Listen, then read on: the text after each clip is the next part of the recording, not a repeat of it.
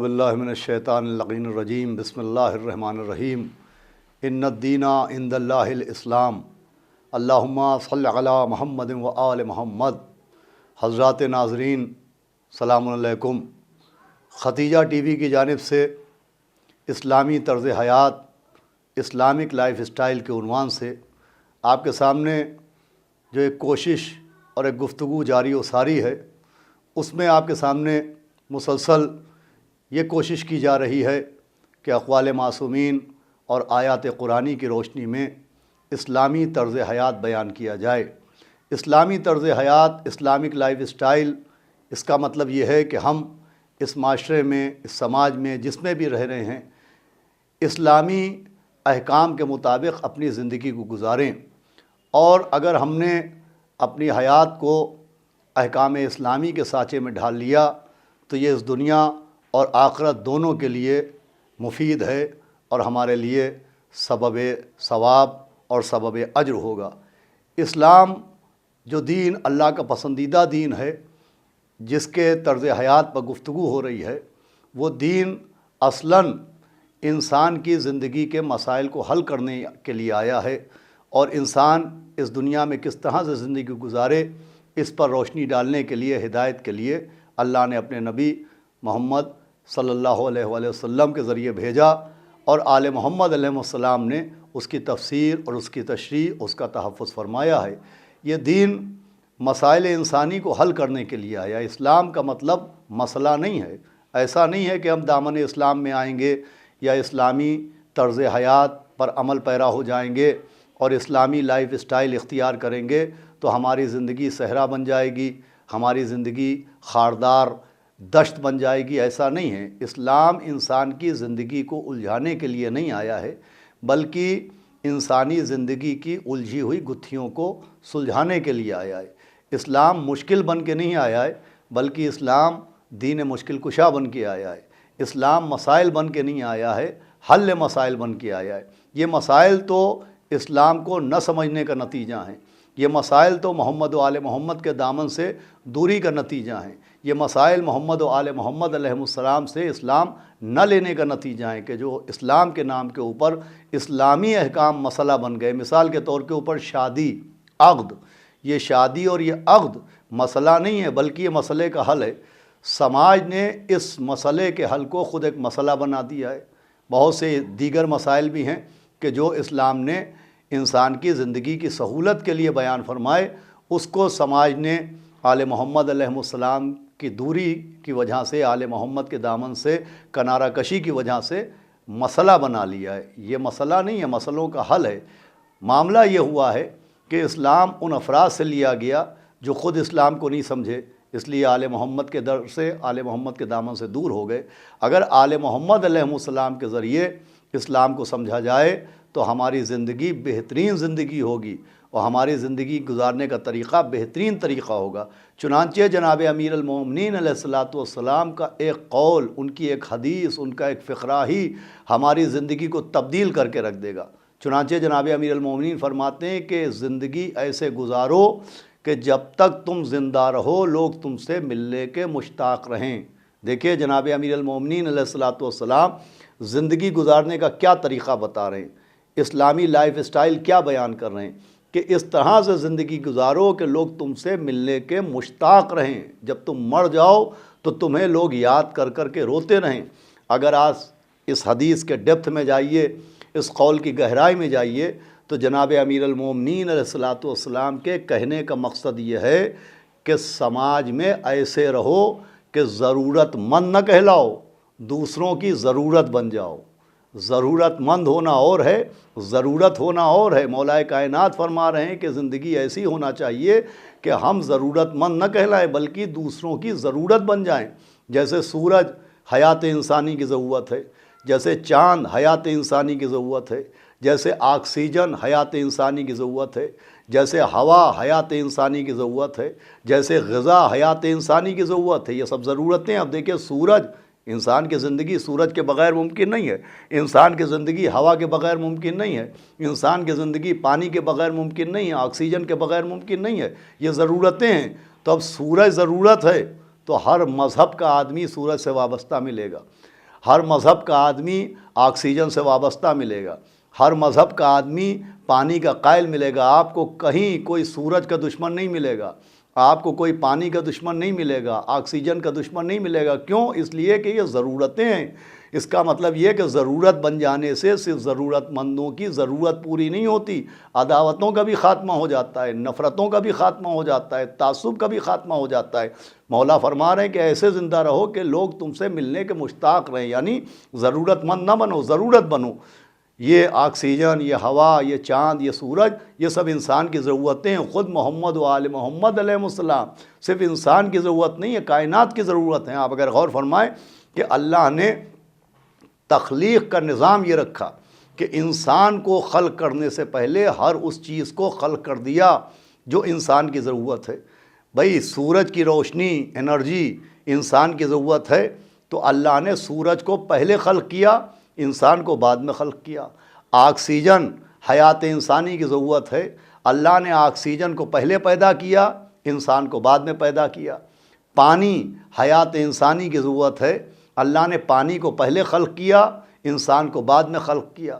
غذا حیات انسانی کی ضرورت ہے، اللہ نے غذا کو پہلے خلق کیا، انسان کو بعد میں خلق کیا۔ یعنی ہر وہ شے جو حیات انسانی کی ضرورت ہے اسے اللہ نے انسان کو خلق کرنے سے پہلے خلق کر دیا۔ انسان کو کریٹ کرنے سے پہلے ان تمام تر ضرورتوں کو اللہ نے کریٹ کر دیا جس کے بغیر حیات انسانی ممکن نہیں ہے، جس کے بغیر انسان زندہ نہیں رہ سکتا۔ تو یہ قانون اللہ نے بنایا کہ ضرورت مند کو بعد میں بنایا، ضرورت کو پہلے بنایا۔ میں عرض کر رہا تھا کہ محمد و آل محمد علیہ السلام بھی خود ضرورت ہیں، اور صرف انسان کی ضرورت نہیں ہے، کائنات کی ضرورت ہے۔ دیکھیے انسان کی جو ضرورتیں تھیں وہ انسان سے پہلے خلق کی۔ سورج انسان کی ضرورت وہ پہلے خلق ہوا، ہوا انسان کی ضرورت وہ پہلے خلق ہوئی، پانی انسان کی ضرورت وہ پہلے خلق ہوا۔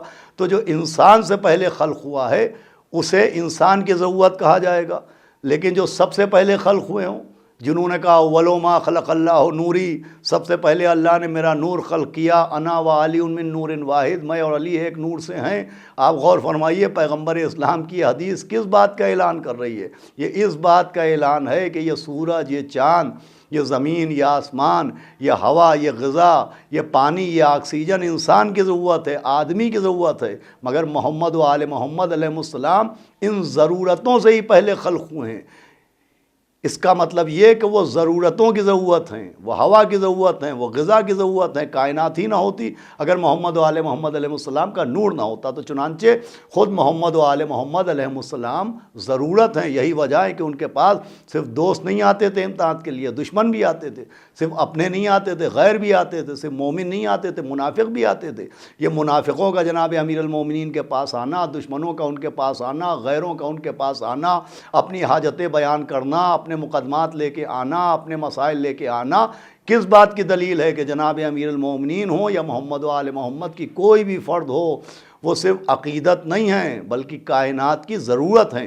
چنانچہ جناب امیر المومنین ہم کو بھی یہی درس دے رہے ہیں کہ جب تک زندہ رہنا اس طرح سے زندگی گزارنا کہ لوگ تم سے ملنے کے مشتاق رہیں، یعنی ضرورت بن جانا۔ اب دیکھیے ضرورت کیسے بن سکتے ہیں؟ تو ضرورت بننے کے لیے سماج پہ آپ نظر ڈالیے، ایک ڈاکٹر ہے وہ مریضوں کی ضرورت ہے، ایک ٹیچر ہے وہ اسٹوڈنٹ کی ضرورت ہے، ایک وکیل ہے وہ موکلوں کی ضرورت ہے، ایک عالم ہے وہ جاہلوں کی ضرورت ہے۔ تو ایک ڈاکٹر مریضوں کی ضرورت بنا، ایک ٹیچر اسٹوڈنٹ کی ضرورت بنا، ایک وکیل موکلوں کی ضرورت بنا، ایک عالم جاہلوں کی ضرورت بنا۔ کس بنیاد پر بنا؟ صلاحیت کی بنیاد پر بنا، علم کی بنیاد پر بنا۔ اس کا مطلب ہمیں اسلامی لائف اسٹائل یوں گزارنا ہے کہ ہم ضرورت بن جائیں، اور ضرورت بننے کے لیے علم کی ضرورت ہے، ضرورت بننے کے لیے تعلیم کی ضرورت ہے، ضرورت بننے کے لیے صلاحیت کی ضرورت ہے۔ تو اگر ہم چاہتے ہیں کہ ہماری زندگی اسلامی زندگی گزرے تو ہمیں ضرورت بننا پڑے گی، اور ضرورت بننے کے لیے ہمیں علم حاصل کرنا پڑے گا۔ اسی لیے محمد و آل محمد علیہ السلام نے حصول علم پر سب سے زیادہ زور دیا ہے، سب سے زیادہ تعلیم پر زور دیا ہے۔ یہ کیوں زور دیا ہے؟ علم حاصل کرنے پہ اسی لیے زور دیا ہے کہ علم حاصل کرنے والا جو عالم ہوتا ہے وہ ہمیشہ ضرورت ہوتا ہے، وہ ضرورت مند نہیں ہوتا۔ قرآن نے بھی اعلان کیا ہے بسم اللہ الرحمن الرحیم، هل يستوي الذين يعلمون والذين لا يعلمون، کہ کیا عالم و جاہل بھی برابر ہوتے؟ کیوں برابر نہیں ہوتے؟ یہ کیوں قرآن نے اعلان کیا کہ عالم و جاہل برابر نہیں ہوتے، پڑھے لکھے و بے پڑھے برابر نہیں ہوتے؟ یہ کیوں عالم کا مرتبہ جاہل سے زیادہ رکھا گیا؟ جاہل تو جاہل، عالم کا مرتبہ، علماء کا مرتبہ عابدوں سے زیادہ رکھا گیا ہے۔ حدیثوں میں ہے کہ شیطان اتنا خوش کسی عبادت گزار کے مرنے پر نہیں ہوتا ہے جتنا خوش ایک عالم کی موت کے اوپر ہوتا ہے، اس لیے کہ اسے عبادت گزار کی وجہ سے اتنا خطرہ نہیں ہے جتنا ایک عالم کی وجہ سے خطرہ ہوتا ہے۔ تو علم کے اوپر اتنا زور دیا گیا کہ ساتویں امام موسیٰ کاظم علیہ السلام نے فرمایا کہ علم کی منزل یہ ہے کہ علماء کے ساتھ کوڑے پر بیٹھنا جاہلوں کے ساتھ قالین پر بیٹھنے سے بہتر ہے۔ یہ مرتبہ علم کا، یہ مرتبہ عالموں کا، اس لیے کہ عالم سماج کی ضرورت ہوتا ہے۔ جب ہم ضرورت بن جائیں گے تو ضرورت مند ہم سے وابستہ ہو جائیں گے۔ اچھا اب دیکھیے، ایک شخص ڈاکٹر بن گیا، اس نے حکمت کا علم حاصل کیا، تو وہ مریضوں کی ضرورت ہے۔ اب کوئی بھی مریض اس سے علاج کرانے سے پہلے اس کا مذہب نہیں پوچھتا ہے، فرقہ نہیں پوچھتا ہے، دھرم نہیں پوچھتا ہے۔ ڈاکٹر کا مذہب کچھ ہو، ڈاکٹر کا فرقہ کچھ ہو، ڈاکٹر کا ریلیجن کچھ ہو، لوگ پہنچتے ہیں۔ کیوں پہنچتے ہیں؟ اس لیے کہ اس سے ضرورت وابستہ ہے۔ مریضوں کی لائن لگی رہتی ہے۔ کیوں لائن لگی ہے؟ ہر مذہب کے لوگ ہیں، ہر دھرم کے مریض ہیں، ہر فرقے کے مریض ہیں۔ کیوں جمع ہیں؟ اس لیے کہ اس کے پاس حکمت کا علم ہے۔ اس کا مطلب علم ضرورت ہوتا ہے، ضرورت مند نہیں ہوتا ہے۔ ضرورت مندوں کو علم کی ضرورت ہوتی ہے۔ چنانچہ اسلامی تعلیم حاصل کرنے کے لیے ہمیں علم کی ضرورت ہے۔